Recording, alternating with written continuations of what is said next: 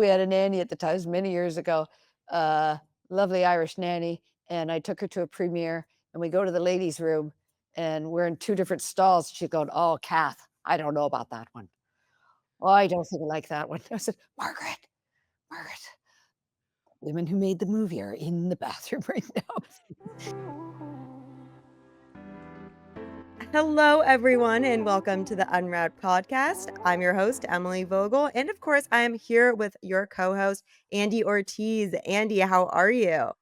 Doing okay. I'm warm. I'm trying to figure out what the weather's gonna be when I take Peter, my dog, for a walk later because it's been absurd here in Chicago. So I am doing okay. Emily, how are you doing?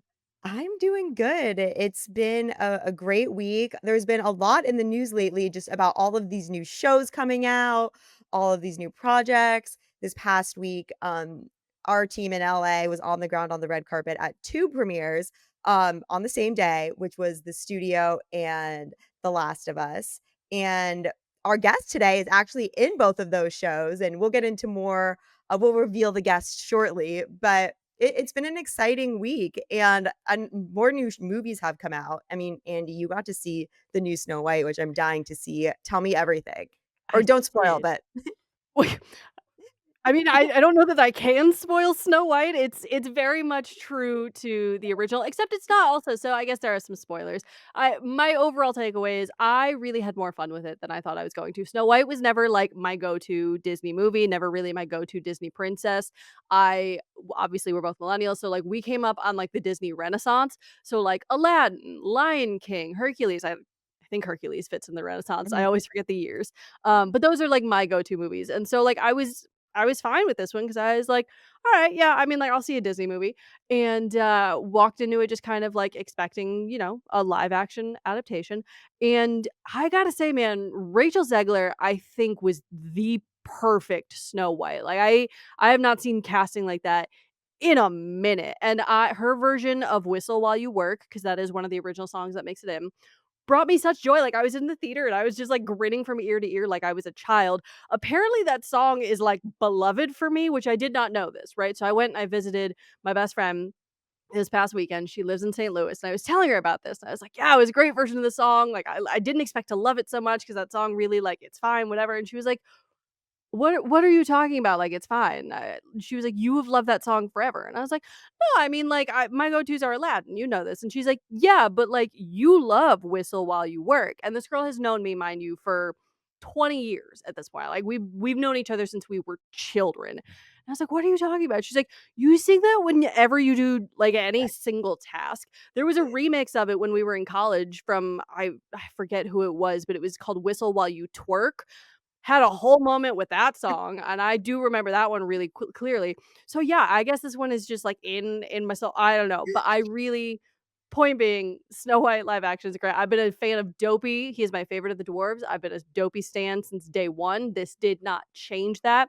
I will say, I don't think it cracks my favorite of Disney's live action remakes. I think the top one still goes to Lily James in Cinderella because that movie is incredible, but man, Rachel Zegler knocks it out of the park as Snow White. I really do want you to see it so we can compare notes because it's just fun. It's just really sweet, and it makes me wanna go to Disney, which, thank God, I am at the end of this year. I finally got a trip on the books. So yeah, that's my very long-winded review of Snow White.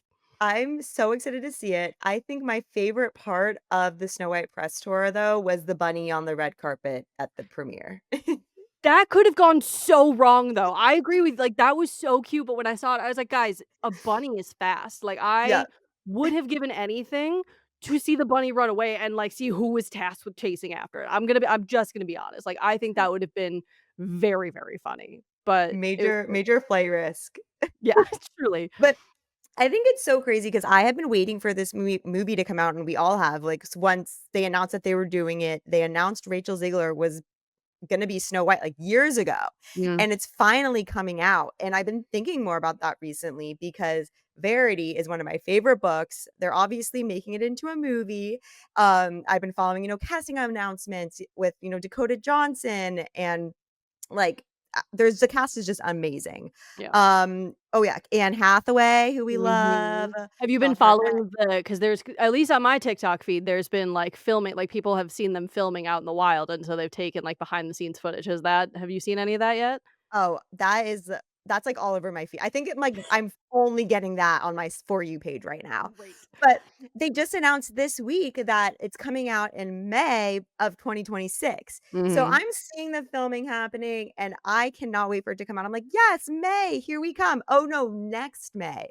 Yeah. And you forget that there's so much work that goes on behind the scenes, and it really does take a long time, and that It takes a actors. minute to get a movie out and a show even longer. It really is insane how much time goes into these things, and I would argue that Verity's even gonna be on the quick end. If it's filming now, coming out 2020, there are movies that take years to film. I think Wicked took something like a decade, maybe more, because that was supposed to be adapted for the big screen a long time ago. So, yeah, it's really interesting how things end up shaking out. I love the process of it. I don't think I could do it. Like, I'm happy to cover it. I don't know, like, if I were I'm just saying if I were the people making these projects, I feel like that would stress me out. I'm not a patient person, so props to them for waiting this long Yeah. always. Oh my gosh, and of course, we were just talking about this, like, we all kind of know the end of Snow White, like, not major spoilers, but can you imagine, like, the cast of The White Lotus right now not being able to reveal who dies? Like, that is crazy. I could not hold a secret for that long.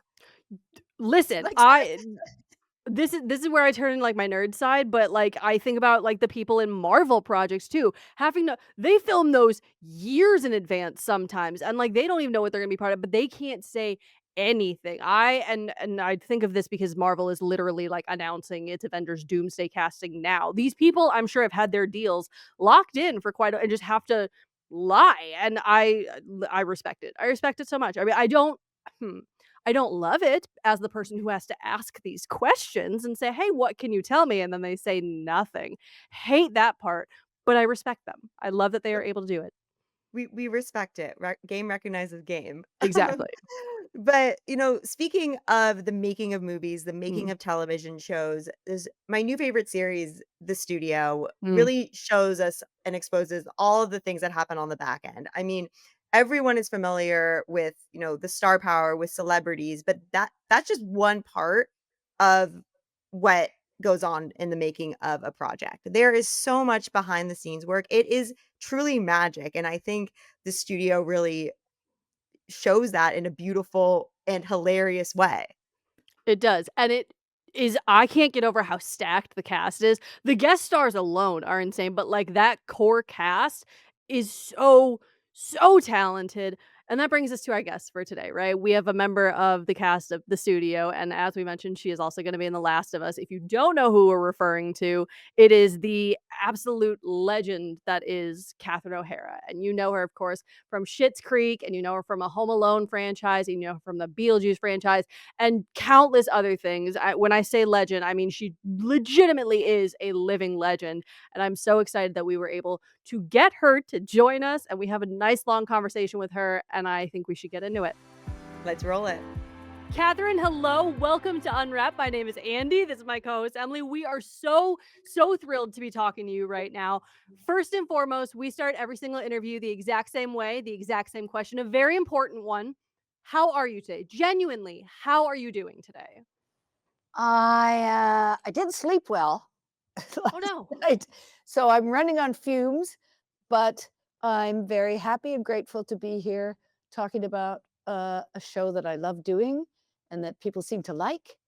So I'm happy and grateful.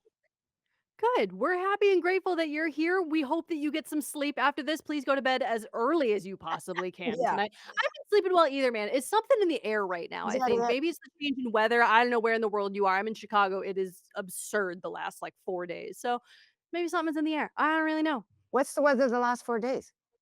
In here in Chicago, we went from like 70 degrees to the next day, couple inches of snow to several hours later, like cool 50s. And today it's been storming all day. So Yep. could be the end of the world. I don't know. Uh, no, I know from I'm from Toronto, very similar city to Chicago. Very much. I Architecture, haven't been, but I people. really wanna go. Yeah, I Yeah. love Chicago. Um, As we're talking about Canada being, from Toronto right now, I just have to jump in with this because it's all over the news. What are your thoughts about Trump wanting to make Canada the 51st? I will not even what's the word? I will not Dignify? dignify, thank you, I got you. dignify that's yeah. God bless Canada. God bless Canadians. The only good thing out of this is it's unifying Canadians and building a little nationalism that they deserve, but, yeah, that we deserve. Makes me just really wanna be in Ontario, Canada right now. I'm Yeah. part Take me with you, please. yeah, Let's just take a trip together, we Catherine. really Let's take a vacation. Let's go to Canada. Let's have some fun. yeah, Let's just do that. but it makes my skin crawl every Yeah. time I hear anything about it. Yeah, Yeah. about that Well, Well, particular threat. You know, yeah. it's Well, speaking of locations, like talking about Ontario and Chicago and everywhere, this show is set in LA and I used to live in LA and I was kind of like, I don't know if LA is for me. Moved to New York and watching this show, the studio, like makes me want to move back to LA right now. Like that's it is hilarious. it is so amazing. It's like a love letter to Hollywood, a love letter to film. Like if it's amazing. If I have a question, like if you were to write a love letter to Hollywood, to film, to the industry, what would it say? I would just copy this, I guess. I would copy this sh Wait a minute, we're talking about a show that already does that. Why do I have to come up with another one? that's fair. And it does it very, very well. And I'm wondering, is that part of what brings you to a series like this? Because what I love about it is as much as it is a love letter, it also is so like it sends up so like it's particularly hard hitting for obviously us being Hollywood press and for you. So like as much as it's a love letter to the industry, it's also just fully making fun of it openly. Oh, yeah. And I have to imagine that balance must have been a blast for Well, you. human beings are ridiculous, and That's true. especially when they want something really badly, it's awful, and when you want people to think of you a certain way, and you're delusional about that, and you have no idea what impression you're making on others, and you have ideas that you really want people to listen to, and, that is actually a common they're common traits that people, uh, have in any business, ultimately, it's a workplace comedy, but it happens to take place in a world that people find interesting, which is great. Um, I have told my friends so far, I keep telling them to watch this. I'm like, if you wanna understand the world that I exist in and, like, what I do for a job, yeah. you need to watch The Studio when it comes out, Well, yeah. and so I've gotten at least 4 people just ready to go. Excellent. Every 4 Put people it in the count. waiting room. Is that your 4 followers? Alright, hurtful, I don't have many No, I don't followers, but I have no followers. I don't post. I didn't mean don't that. lie to me, I Catherine, didn't you have mean it so many followers. no, I'm telling you the truth, I don't. Um, no, I didn't mean that as an insult, honestly, sorry. No, you're so fine, I'm I messing just with love that you. you were proud of getting 4 people, 'cause I 4 would is be kind of too. my go-to number. It's been probably more people. It's just, whenever you have to, like, make up a number, like, do you have a Yeah. go-to? Like, it was a thing Oh, in the yeah. show How I Met Your Mother that he always went to, like, 63 or 80, I don't know, but Yeah, my yeah, number yeah. is 4. When I say someone looks young, it's always 12. 12-year-old. Yeah, Well, big one thing number. I also wanna ask you about, what I did before watching the studio before, and I burned through these screeners, but what I did before watching the studio was I went back and I watched For Your Consideration, which makes one hell of a double feature, Catherine, Oh, I bet. and I wanna know the difference in making something like the studio now versus making For Your Consideration. Like, was there pushback back then when you guys made that film? Not that I was aware of.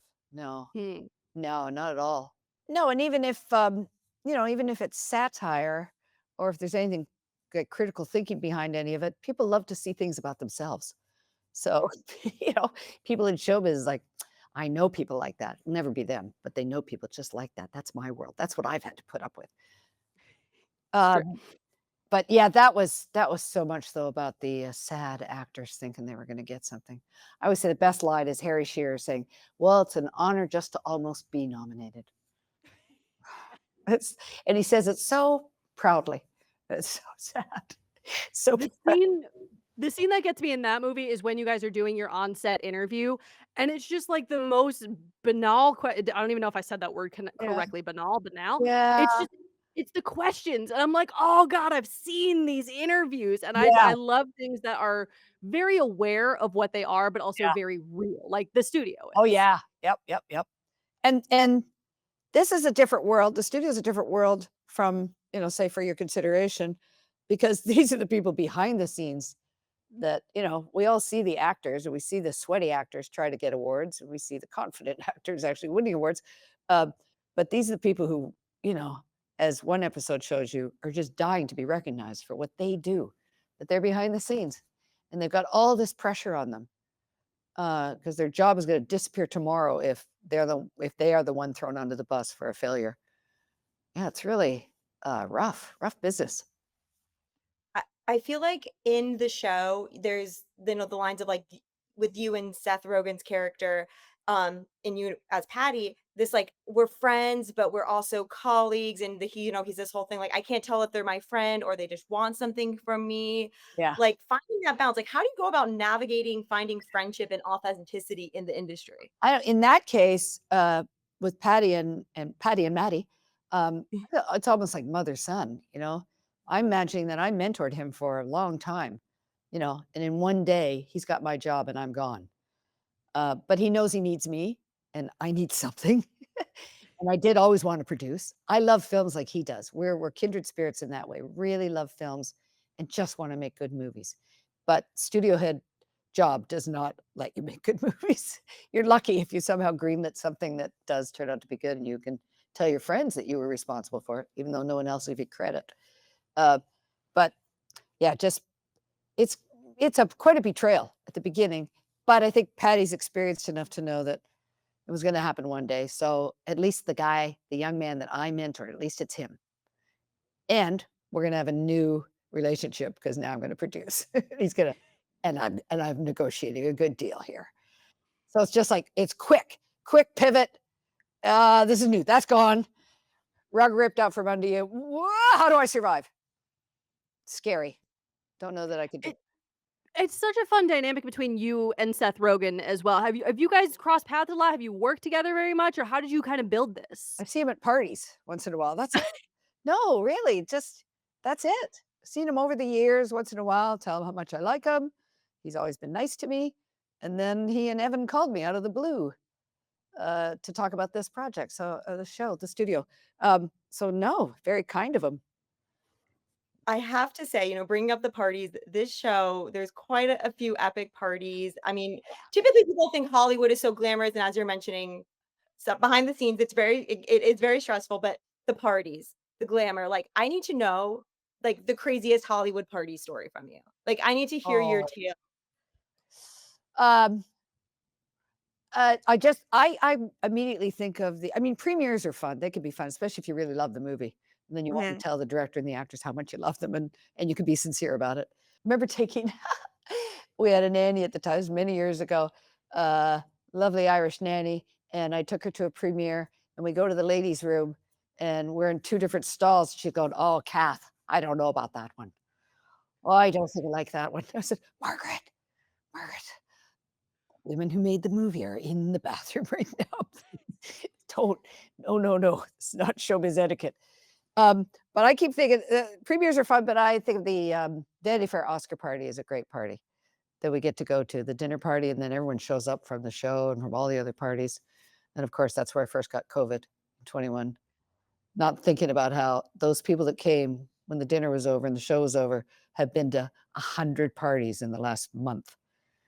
And then you're just sitting down and people are talking at you like this. You go, "Oh, there's that. There's a whole invasion of a virus." Um, no, those parties are great. Yeah.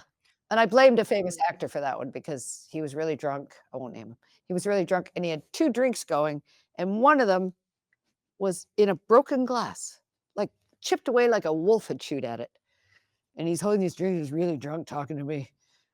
So I blame him for giving me COVID because I have so many questions surrounding that story, none of which you're gonna be able to I answer. know, sorry.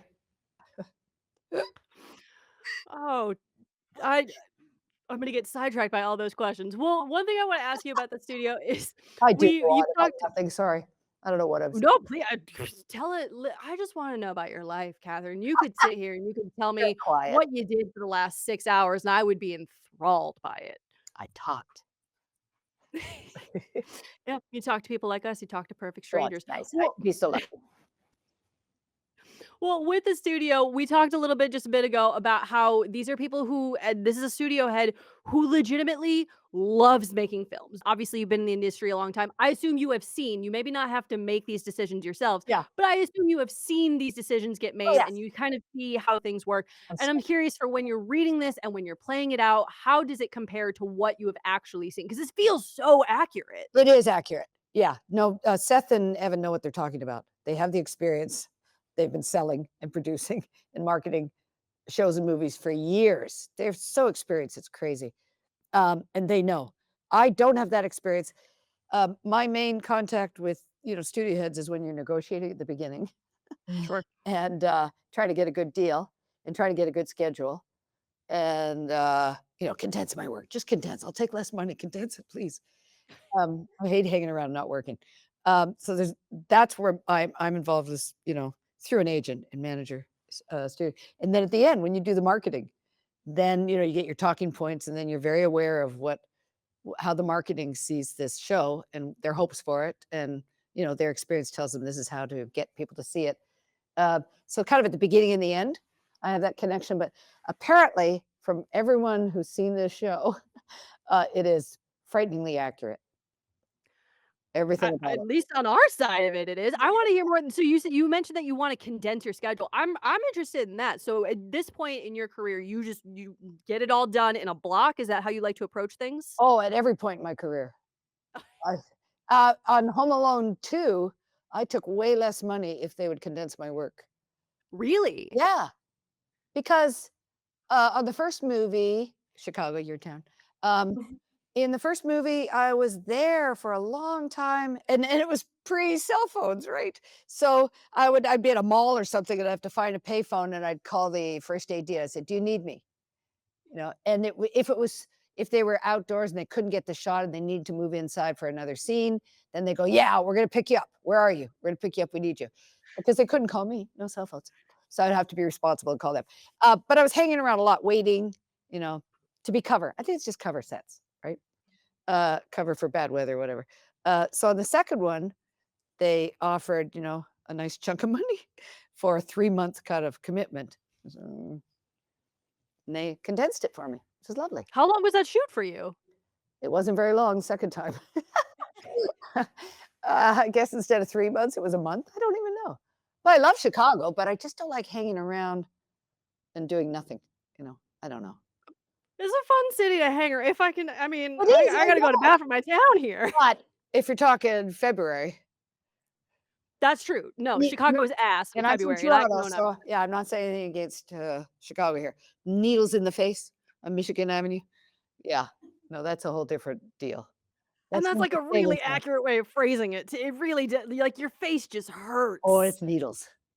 Yeah. Oh, okay. So we're speaking about your career in the industry. You have an amazing career. This is a podcast all about women in Hollywood. How have you seen the progression of the treatment of women in Hollywood? I always hate saying like as a woman, but like how have you seen that progress? What are your thoughts Yeah. on Hollywood? I think there's been wonderful advances, although right now the political climate scares me for women, generally speaking, and in the world. Who are we kidding? We've been lucky in North America. There's still so much oppression and suppression and repression of women in the world. So outside of that, I look at people like Tina Fey and Amy Poehler and Amy Schumer. I mean, so many great women who have, written and produced their own material, and that's wonderful. It's great to see. It's great. I mean, look at all Shonda Rhimes. Forget, yeah, just so many great women doing great material and great female directors, and there are opportunities, but I don't think it ever comes without some kind of fight. There'll always be a different grading for men and women. I don't know. It's just the way we are. Humans are not that bright. The first, No, their first instinct is not always kindness or compassion, but people are dumb. we can get there. But that's also part of what I loved in the studio about seeing you as a studio head or even as a former studio head. You're just it's a woman studio head. As short-lived as it is, it's not something that we're seeing a whole bunch of right now, and then we see you No, pivot to producing. It's one of those little things that, like, I suspect men maybe won't think of it, but just as a female viewer, I was like, Yeah, let her run things. Don't take her job. I was mad. Watch her get fired in the first episode. No, In my world, she I doesn't know. get fired. She pivots and no, I become a producer. Also, there are some, Donna Langley is a ridiculously Yes. successful studio head. Mhm. Lansing was one of the originals, so great. Amy Pascal. There are some, Yeah. Amy Pascal, she's no longer studio head, but she's producing a Producing. tons of Mhm. projects now. Yeah. Uh, and that's where you actually get to creatively put your mark on a movie. I Mhm. think the studio head job can be unbelievably frustrating. Nobody wants, like when you see Seth's character show up on the set, nobody wants to see you. Yeah, We're and doing the art. when We're doing the art now. yeah, when you and Sarah Pulley are like, "Get out," like, no, sorry, that was a spoiler alert, but, like, Yeah. when you tell him, like, you're like, because there's sometimes even if it's, like sometimes it's not even, like, women just how do you talk to your boss and how do you get your point across and, like, get what you need done when you need it done? Yeah. You just be able to, like, step up Yeah. and tell him. But it's like parenting, Yeah. way, I guess, but with a lot of money involved. Somebody else's money involved. Yeah, parenting where you're trying to bring out the best and nurture everyone else and get no credit. Well, speaking of parenting and nurturing, I think you have children who are in the industry. Like this studio shows the craziness that's involved. Was there ever conversations with your children like maybe don't get into this industry or No, no, we try to have a sense of humor at home about everything, including our work. So you gotta laugh at it. Can't take it that seriously, but there's great opportunity. I'm so happy my sons one of them was doing set construction in Los Angeles, but it really died off with the strike and COVID and then the strike. Um, so we were getting part of our house renovated, and our son is working with a contractor. He's been doing that for a year and a half and learned how to build things that have to stand the test of time, which is pretty great. But he would like to get back into set construction, but there just wasn't any work. And our younger son is in Vancouver. He's a set dresser. He worked on Shogun and Last of Us and Pachinko and Avatar. Like he's been on great art department teams. So I'm really grateful for them that they have those opportunities because they're fun jobs. You can have great schedules. You can get your summer off. Yeah. I'm real glad that you just mentioned, The Last of Us, because that really just gives me a nice opening to Ah, slide right in there, and I know that you can say a grand total of 0 things about The yeah. Last of Us, Yeah. but what can you say about it? We know that you work with Pedro Pascal. I believe you're playing his therapist in season 2 Oh, of you The know Last that? of Us? Yeah. The only Yes, therapist in okay. town. So tell me what it's like to No therapists are therapize, there. Pedro Pascal. Oh, he's just dreamy. He's everything you'd want him to be. He really is. And he's got some gift for, when I work with people, I mean, if I work, the Levies on Schitt's Creek or Annie Murphy, that group there, I could be friends with them forever. But generally speaking, you go and work on something for a few days and, you feel really close, but then you say bye and that's it. He's the kind of guy that makes you feel like I could call him anytime I want. He'll text pictures or whatever. He's just so loose and open and lovely. And Bella's amazing. I got to do scenes with her too. And both of them are just how they rise above their material. I mean, not rise above to act it, to make it better. Well, they do that as well, but that they keep their heads somehow separate from the dark, dark material they're in every day. I mean, it's this second season, from what I've seen, is all I can tell you. Um, and Giving me heart they palpitations over here. yeah, they keep their sense of humor. Between takes, they're just loose and open and, playful, and then action is called, and they're just so deeply into it. Then cut. Yeah, so anyway, just very, very cool. Yeah, it was a fun it was fun to go in. It's so well established and it's so well run, and everybody was very nice to me, and everybody wants to hear about it because it's such a hot show. It's such a great show. But, If it I could get wasn't more thinking of spoilers out of you, I would. I really I, like, don't wanna be that person, but I do wanna test that theory of if we can just call Pedro, like, give him a call, just give him a call real quick, let's have a quick I chat with think you Pedro. have to meet him first. I think you have to meet him and maybe work with him a bit. I don't know, hang out with him a bit. But he Alright, he I'll does get him have to a gift. Chicago. He has a gift that makes you feel really welcome and like your old friends, and, you don't get delusional about it, but but he's just he's lovely. Both of them are really. I would get delusional about it, if Mhm. I'm being so honest, I would get delusional about well, one thing I wanna ask you, because we're getting kinda short on time here, is you talk about working with Pedro, you talk about working with Bella, and you have so many guest stars in the studio. You've Crazy. had an incredible run in the movies that you've been in and the people that you've worked with. At this point, is there anyone that you still wanna work with that you haven't yet? Or that you'd like to work with that you'd really like to work with again? How greedy can I be? As greedy as you want, Catherine. You're Catherine O'Hara. You can be as Oh, greedy as you yeah, want. that's nice. Um, no, who knew I'd be doing this? What, I didn't imagine this. Um, so I've been so lucky and fortunate so far with what has come my way without really making it happen on my own. So if I'm lucky enough to keep working and work with fun and interesting collaborative people, that would be just the That would be best. Yeah. Looking back again, like with your career and in Hollywood, was there a moment, a pivotal moment in your career where you were like, I made it, like this is it? Or you're just like, does anything surprise you anymore? You're Oh just no, like, I've just never honestly didn't have never thought that way. There's been times where I wasn't working and I saw other people working, thought, I'd like to be doing that. But generally when I'm working, I get a job, it's not like, yeah, I got it. Yeah, this is it. I've never seen it's a whole different way of thinking with a younger generation, and especially with the internet of this is a stepping stone. Mhm. I got into Second City Theater when I was 20 years old. I was so lucky, or 19 actually, 19, and I was so lucky. I didn't see it as like this is going to lead me onto this, and then like feeder. It's a feeder job, and then I'll get that, and then I didn't. I was like so in the moment, which is a lovely, fun way to be. And so I've been really fortunate in that way. Oh, sorry, I meant to say something. Brain, sorry, brain. Yeah, You were like, I like the Vanity Fair after party, and we're like, this is it. This is peak. I yeah, just got through yeah. it. No, I don't tend to think that way. I will say what kind of shocked me, being recognized more and more and more was, I mean, once in a while it's still Home Alone, especially if their name is Kevin, they'll get me to yell Kevin at them. But um, but the Schitt's Creek just was something else because of COVID, really, Mhm. because of COVID and people holed up in their homes, you know, adult children living under the same roof as their parents, and vice versa. And we somehow had that story going already and ready for them to be stuck at home to watch. Um, and that has, I don't know, that the reception that we continue to receive because of that is something I don't think I've made it, but I feel like, wow, I was part of something lovely.